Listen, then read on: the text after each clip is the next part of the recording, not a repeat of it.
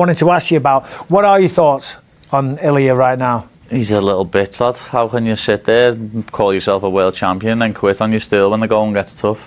You know what I mean? You don't do that. Real fighters don't do. And then my two mates in the main event, Ilia versus Justin. Ilia did say he was going to come back around this time, so June, perfect for him. And obviously Justin Gaethje said himself when he was fighting me, he wants to beat me and then go on to fight on the White House, and he's done it. You know what I mean? That's off to him. He said he was going to do that.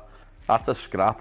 You know what I mean? They're going to come out and they're going to try and take each other's heads off, but everyone's already counting Gaethje out, and we've already learned you can't do that. I don't know, I've got a sneaky suspicion that Gaethje might pull off an upset here and surprise everyone. As you know, it's a fight. It's a fist fight. It can go either way. Anyone could beat anyone. In the White House, he's probably going to have a little bit more motivation to go out there and win because it's in front of his presidents in his home country. We'll have to see how that one plays out, because obviously it's big implications for the rest of the division. I'm obviously going to be watching that, I'll have my eye on that, but I'm going to be focused on whoever I get to fight next, and hopefully I'm going to find out the next few weeks when my next fight will be.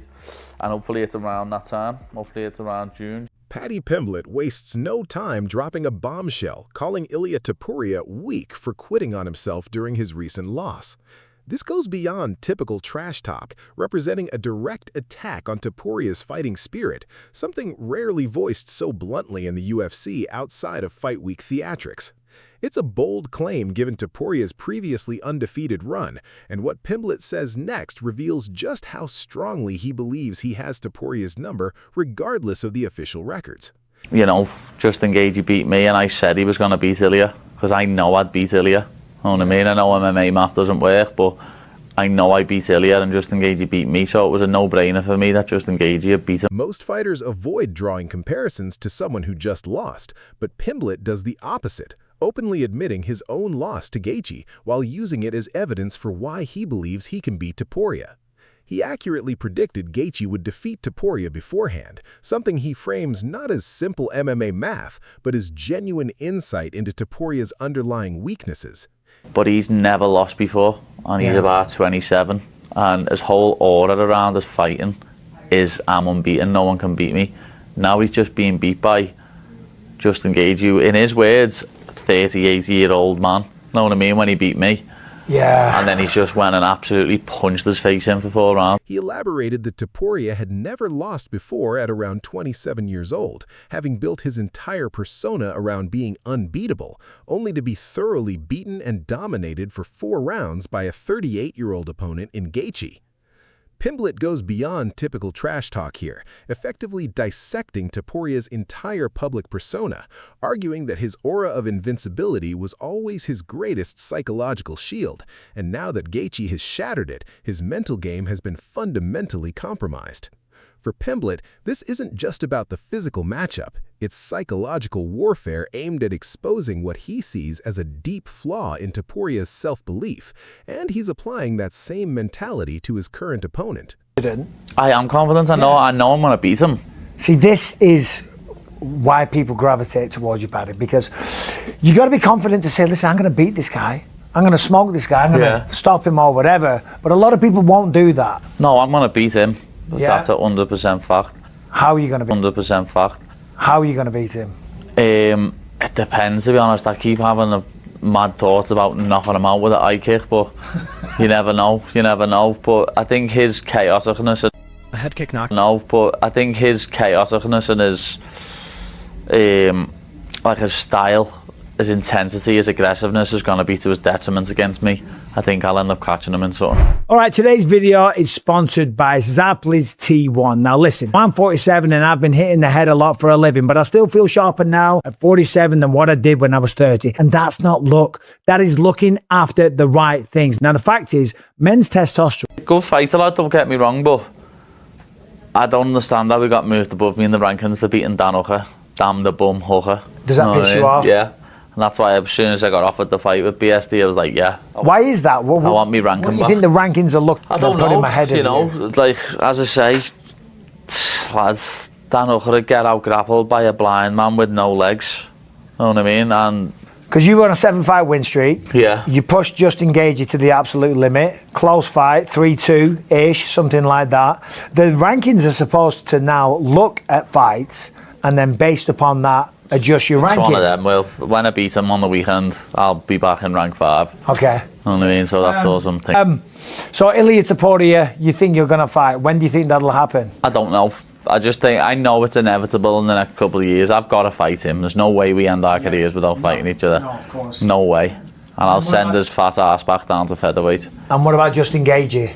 I hope so, but he's towards the end of his career, but I'd just let him down. I saw you said that you'd go up to 170 for Conor. Yeah, Yeah? of course. Yeah.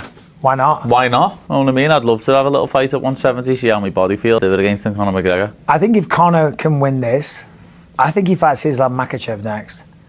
Which I know is a crazy shout. Yeah. But think about But the the storyline. the storyline that background you've and got. everything with Habib and all the rest of it. Because Conor will take that fight. Of course he would. Because The welterweight. say what you want about that guy, he ain't going to turn a fight The down. welterweight won't be. Okay. It's all about the strikers on that game for me, the number 9s. And then Benoit Saint-Denis, when we're finishing him.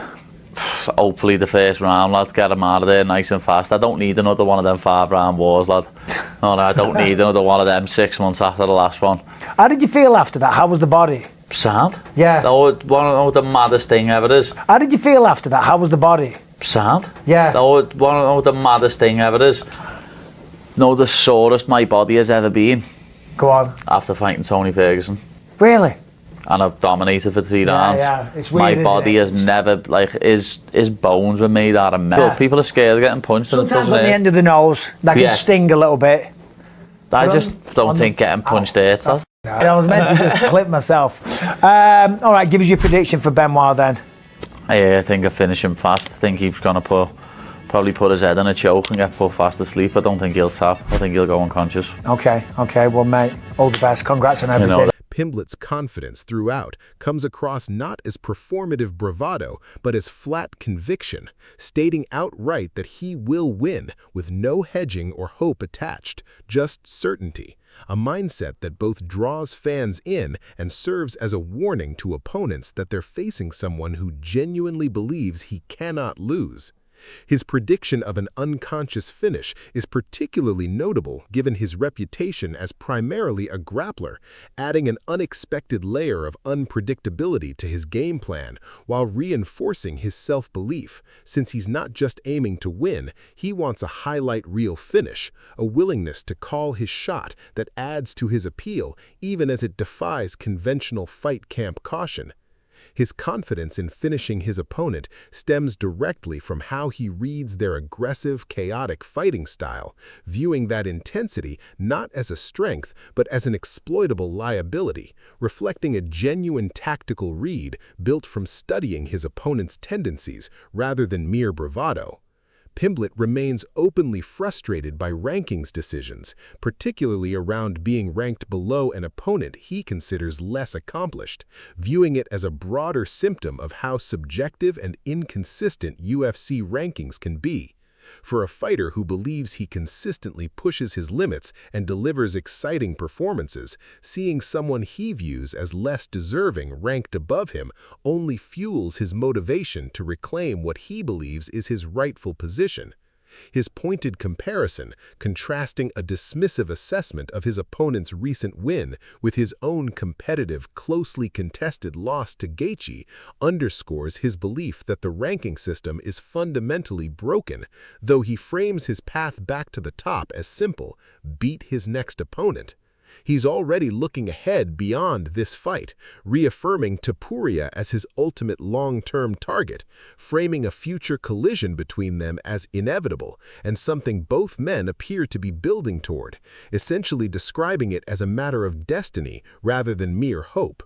Pimblett's stated willingness to move up to welterweight for a fight against McGregor highlights both his competitive ambition and his business instincts, framing that potential matchup not just as a stylistic challenge, but as an opportunity to secure a massive payday and an enormous platform, positioning a McGregor fight as the ideal opportunity to elevate his career to true superstardom, regardless of weight class, even as Topuria remains his primary long-term rival. His prediction that McGregor would next face Makhachev if he wins reflects sharp awareness of the UFC's appetite for major crossover storylines that transcend weight classes and traditional rankings, showing that Pimblett understands his place within the broader business side of the sport, not just as a competitor inside the cage. He argues McGregor would accept a fight with Makhachev regardless of the practical implications, simply because the storyline and drama would be too compelling to pass up, reflecting his understanding of how compelling narratives can outweigh conventional fight-matching logic in the sport. Turning back to his immediate priorities, Pimblett made clear he wants a quick finish against his current opponent, ideally within the first round, explicitly stating he doesn't want another 5-round war so soon after his last one, showing a matured understanding of fight longevity and physical recovery.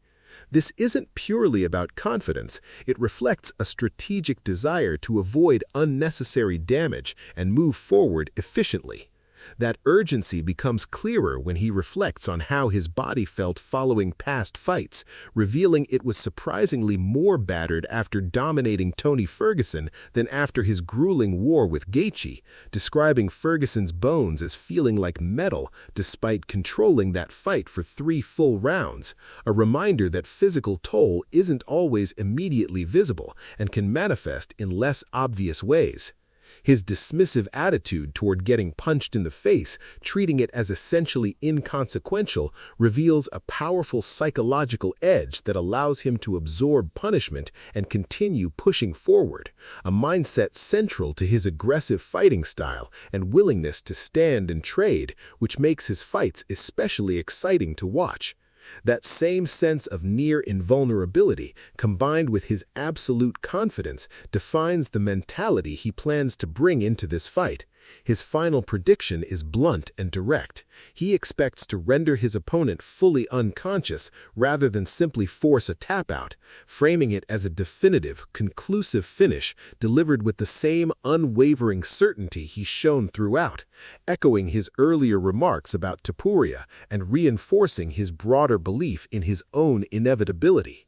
With that level of conviction and Topuria clearly established as his ultimate target, the lingering question remains whether Pimblett's prediction will come true, potentially clearing the path towards the long-anticipated showdown with Topuria.